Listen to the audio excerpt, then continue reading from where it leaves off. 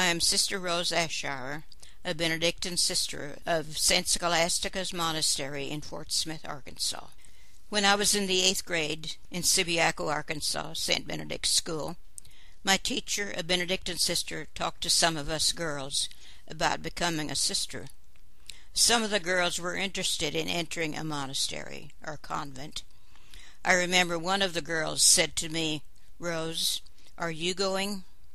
I answered, "I guess so." I went home and told my mother I was going to the convent. I feel that that's what God has called me to do in life, and when I was 14 years old, my father was killed in a car accident, and he was a very religious man. He went to Mass up at the Abbey in Subiaco every day, and he prayed a lot, and he was a real good father to us children.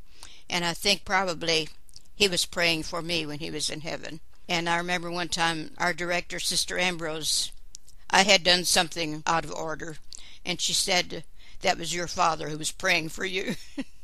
2 years later, when I was 16, I entered St. Scholastica's in Fort Smith, Arkansas, on September the 1st, 1932.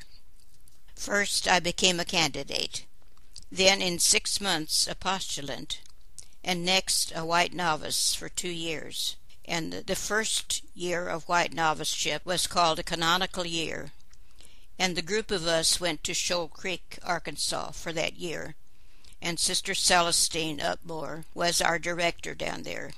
And we did all kinds of things. We worked out in the yard, in the garden, in the field, and also the priest, Father Basil, gave us a class in church history, and Sister Basil was down there and she taught us some math. I made my first vows in 1935 and my final vows in 1938. In my ministry, I taught children in elementary grades. When I retired from teaching, I worked in pastoral ministry, visited homebound people, was a hospital chaplain for a year in Memphis, Missouri, and taught religious education. In the late 1960s, St. Scholastica's founded a daughter house, Our Lady of Peace Monastery in Columbia, Missouri. I volunteered for this new foundation. We were up there for 40 years. Because of a very small number of sisters, we had to close. Now I am back in Fort Smith at St. Scholastica's, Arkansas. If there are any of you who are interested in becoming a sister, I would encourage you to become a Benedictine. St. Benedict lived a long, long time ago, over 1,500 years ago.